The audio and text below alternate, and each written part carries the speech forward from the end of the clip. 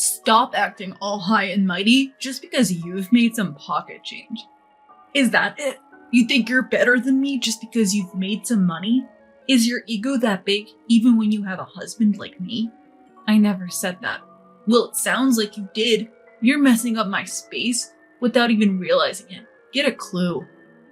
Why do I have to put up with this? I've never thought about one-upping you or acting like I'm better.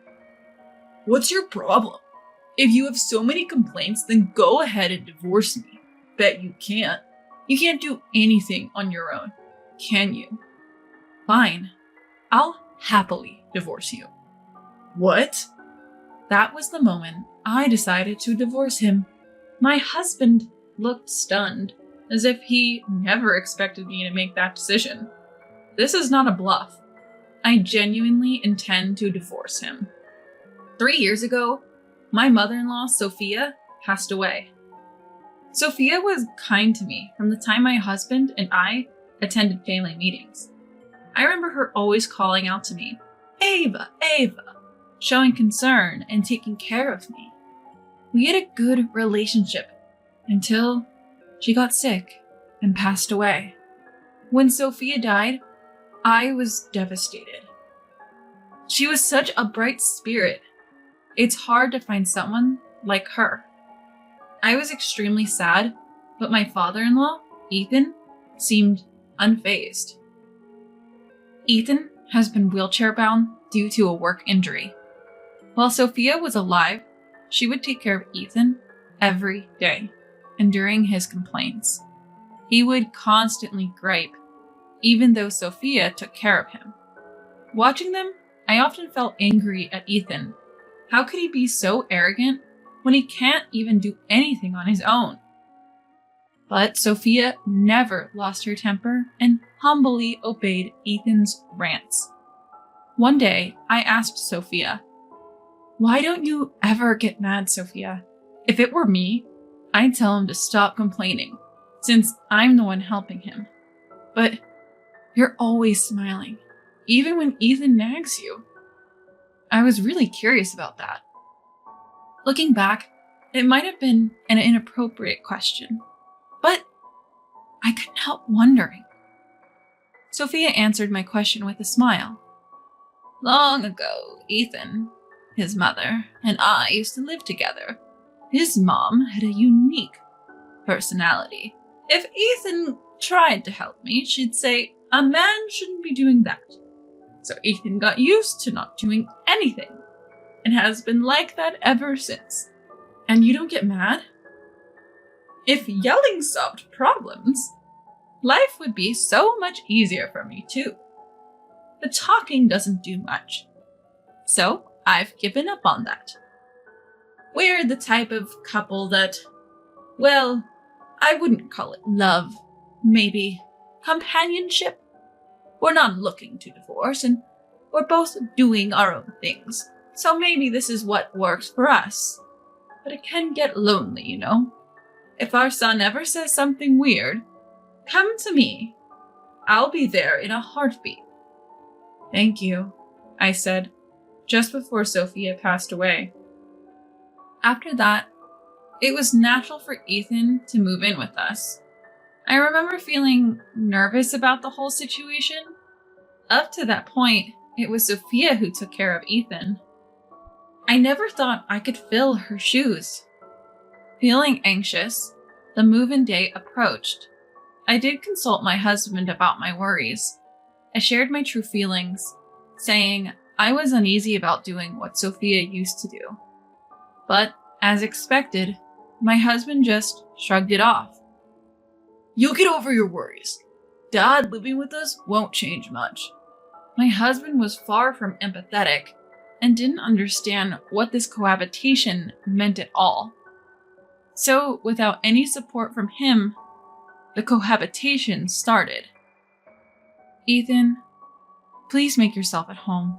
Don't hesitate to speak up," I said, offering the warmest smile I could muster. Ethan didn't react. His face was like a stone wall. At that moment, I thought living together was impossible. But recalling what Sophia had done, I resolved to make it work. During one dinner, I served mostly meat dishes because I didn't know Ethan's preferences, but he complained. Is meat all you can cook? What?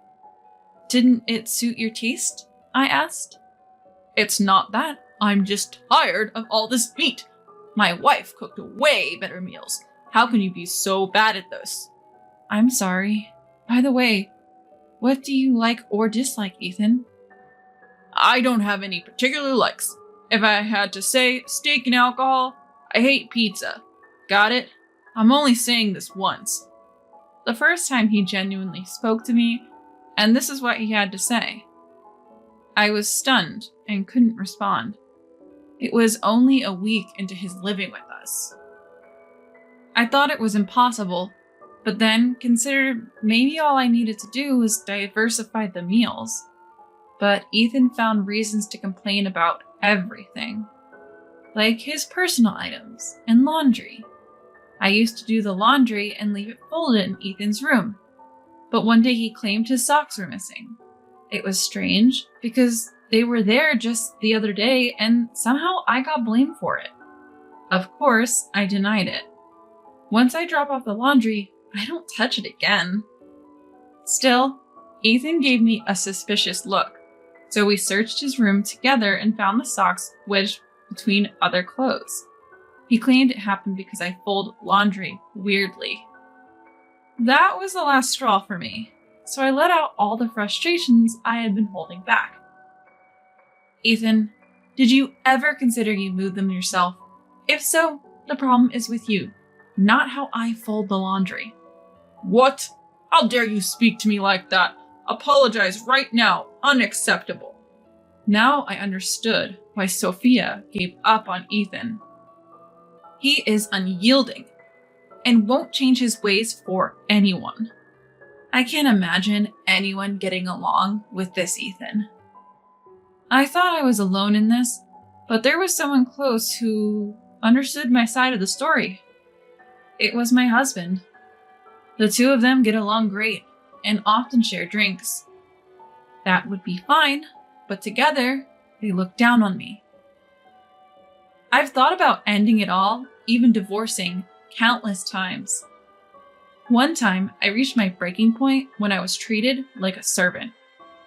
Ethan, do you really dislike me that much? Dislike? Well, if you don't do as I say, then yeah, I do. In that case, why don't you live alone? That way, you won't have to be mad at anyone. I'm in a wheelchair. How could I possibly live alone? Are you out of your mind? He continued arguing, neither of us willing to compromise. Then he said living in a facility would be more peaceful. Hearing this, I decided my goal was to send Ethan to a care facility. That would free me from him. My husband was there and promised that if I could save up the money, Ethan would move into a facility. Despite saying I couldn't do it, Ethan insisted it had to be a high-end retirement home. That would cost roughly $70,000. Normally, I'd think it was impossible. But my goal was to get rid of Ethan, so I was determined to save up $70,000. From then on, my life completely changed. Part-time work wouldn't make much difference, and I didn't want to appear desperate, so I chose to work remotely. It might sound cliche, but I used to work as a designer before getting married. And a friend had contacted me a few months back asking for help on a project which I had put on hold. I decided to take the job because the time coincided with us all moving in together. The pay was really good. I started saving up money this way. It took me about a year and a half. I think I did it pretty quickly, but that's because I was extremely frugal. I took my banking card and went to talk to my husband and Ethan, who were having a friendly chat. When I joined their cheerful atmosphere, both of them glared at me. Can I talk to you guys for a second? What's up? Is it so important that you need to interrupt our conversation? It can't be that big of a deal, right? Since they didn't seem to want to listen to me, I showed them the banking card. Do you remember the talk about the facility a year and a half ago? The facility? What are you talking about? Oh, you mean the talk about whether Dad should go into a care facility? Yeah, that one. It was a $70,000 facility, remember? What about it? I've saved up the money. Take a look at this banking card. Huh? Ethan looked puzzled as he took the banking card. When he flipped to the page showing the current balance, his eyes widened in astonishment. What? No way! How did you get this much money? Wait, what's going on, Dad? Are you serious? Where did you get all this money? Of course, I earned it. You've seen me working on the computer at home, haven't you?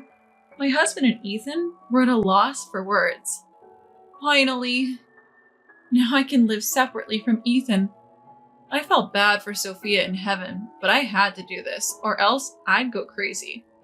Then Ethan, who had been looking at the banking card, threw it. Don't act so high and mighty just because you saved up some change. I'm not going into any facility with this. Why? You said you'd go if it was a $70,000 facility. The price has changed a bit, but it's still enough. Then my husband spoke. It's my father we're talking about. It was crazy to even think about putting him in a facility. Then why didn't you say that back then? You both agreed he should only go to a high-end facility. That's why I saved up. Shut up. Just divorce me then. What? I said it before. If you don't like the way I do things, you should leave. Are you serious? Yeah. If you have complaints, try divorcing me. Well, that's true. After all, a woman can't survive without her husband. My husband and Ethan laughed at me. I finally made up my mind.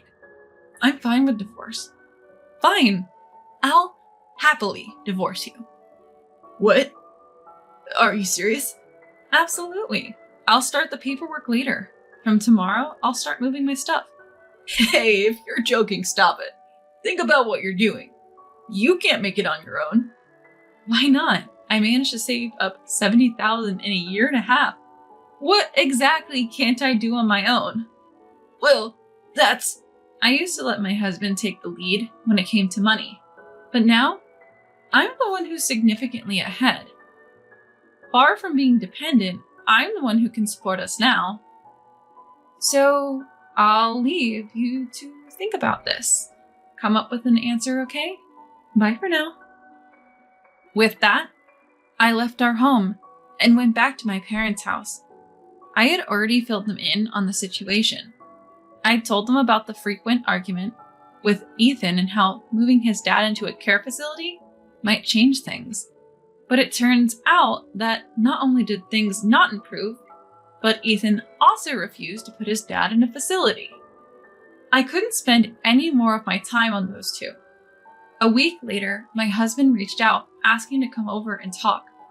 I thought it was a good chance to see what he had been contemplating over the past week, so I returned home for a brief visit.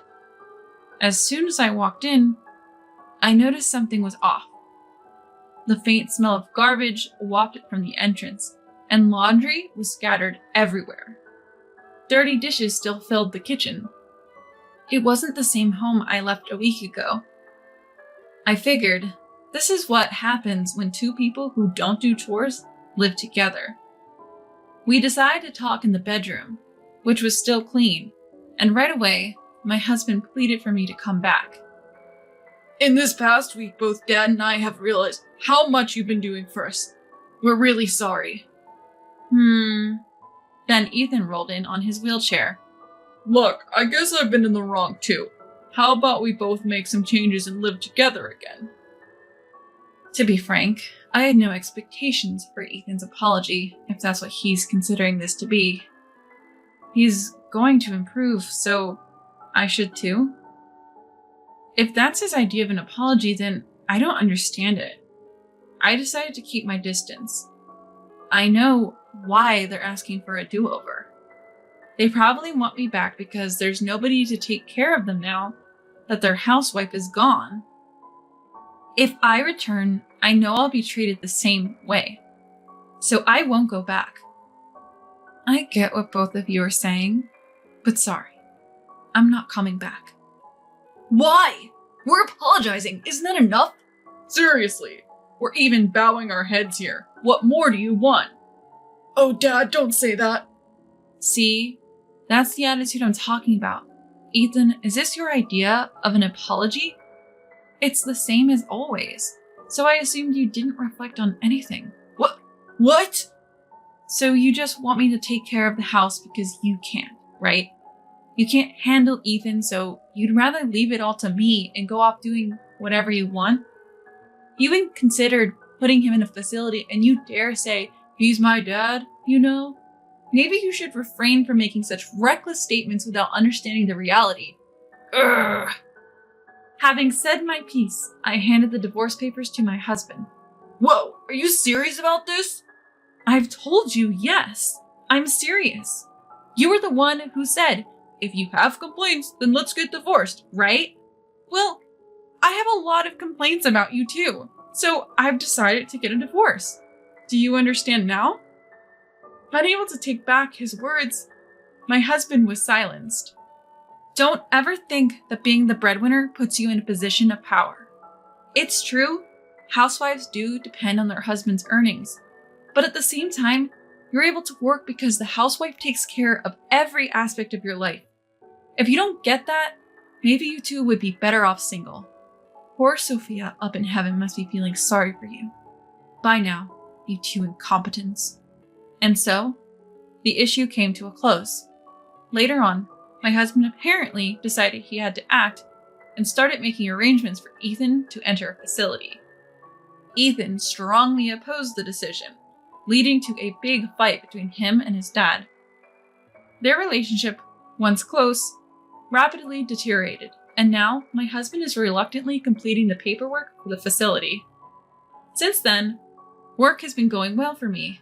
If things continue like this, I'll probably be aiming for a higher income. Right now, I'm enjoying my work, but I do hope to build a warm family someday. However, for now, I just want to enjoy being on my own.